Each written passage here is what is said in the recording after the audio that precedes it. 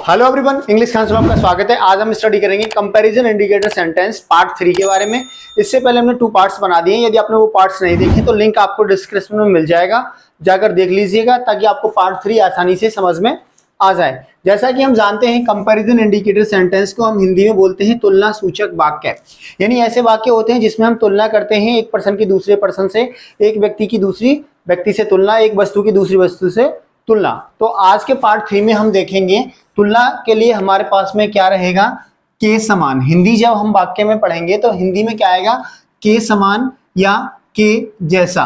ठीक है, जैसे वो अपने पापा के समान है, ठीक है, या वह खली के समान है या खली के जैसा है। तो इस तरह के सेंटेंस में किस चीज का बोध होता है, दो व्यक्तियों या दो वस्तुओं के बीच गुण की समानता, यानी क्वालिटी ऑफ इक्वलिटी की समानता का बोध होता है। इस तरह के सेंटेंसेस में देखने को मिलता है। तो बनाने का फॉर्मूला क्या होता है, सबसे पहले हमारे पास में होता है सब्जेक्ट। सब्जेक्ट कोई भी हमारा पर्सन, नाउन, प्रोनाउन, कोई भी जो भी हमारा सेंटेंस में होगा, सब्जेक्ट जिस पर जो काम किया जाता है या जो काम करता है वही हमारा सब्जेक्ट होता है। उसके बाद हम वर्ब यूज करेंगे according to the sentence. Sentence के हिसाब से जिस भी टेंस में हमारा वर्ब हो, सॉरी टेंस होगा हिंदी में, उसी से हम इंग्लिश में जो वर्ब है उसी के हिसाब से हम पुट करेंगे, यानी ऑक्सिलरी वर्ब जो भी हम लगाते हैं हर सेंटेंस में, प्रेजेंट के हिसाब से प्रेजेंट में, पास्ट के फ्यूचर में फ्यूचर के हिसाब से। उसके बाद हम नाउन या एग्जेक्टिव यूज करते हैं, या तो नाउन या फिर एग्जेक्टिव यूज करते हैं। किसके लिए, कंपैरिजन करने के लिए। वर्ड में यहाँ पे हमारा नाउन या एग्जेक्टिव आता है।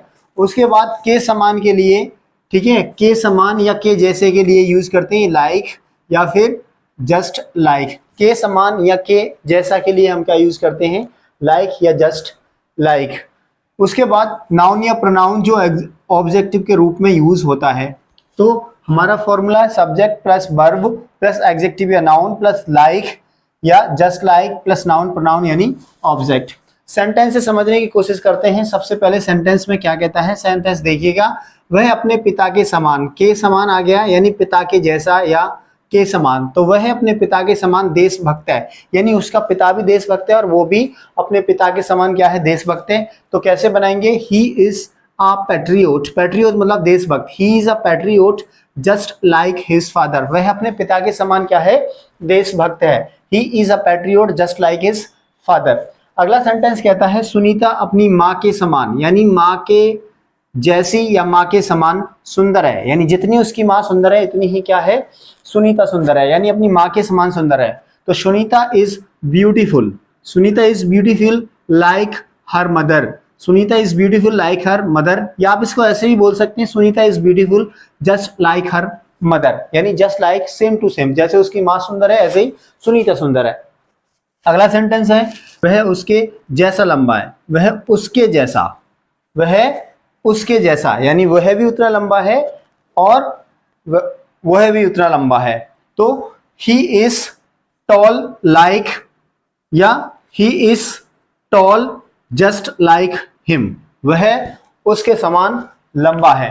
ही इज यानी दो पर्सन्स की हम आपस में बात कर रहे हैं, उसके उसके, ठीक है, कोई भी पर्सन है, थर्ड पर्सन, या आप यदि आप फीमेल में लगाना चाहें तो आप सी लगा सकते हैं। वह उसके जैसा लंबा है, वह उसके जैसी लंबी है करेंगे तो she is a tall like him, या ऐसे भी इसको बोल सकते हैं।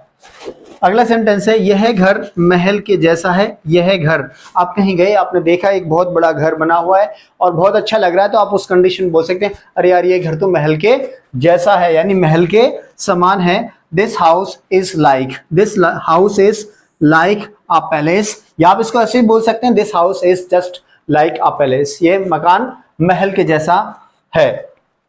वह गंगा के समान यानी गंगा के जैसी पवित्र है। शी इज सैक्रेड, सैक्रेड मतलब पवित्र, she is sacred just like या लाइक गंगा।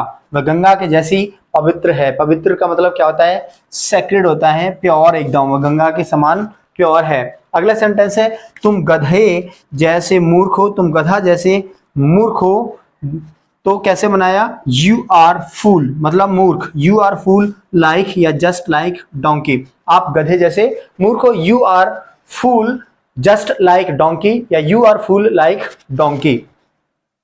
अगला सेंटेंस है वह बंदर के समान, यानी बंदर जैसा क्रूप है। क्रूप मतलब भद्दा गंदा, ठीक है, यानी बदसूरत, वह बंदर के समान क्रूप है, तो शी इज अगली लाइक या जस्ट लाइक मंकी। वह बंदर के समान क्रूप है तो शी इज अगली लाइक या जस्ट लाइक मंकी। अब नेक्स्ट देखिएगा, बर्ड प्लस अलाइक। हमने बहुत सारे सेंटेंसेस में देखा होगा, इस तरह से आपको देखने को मिलता है कि समान भी आता है या फिर एक समान होता है, तो उसके लिए हम यूज करते हैं अलाइक। अलाइक को कैसे यूज करते हैं?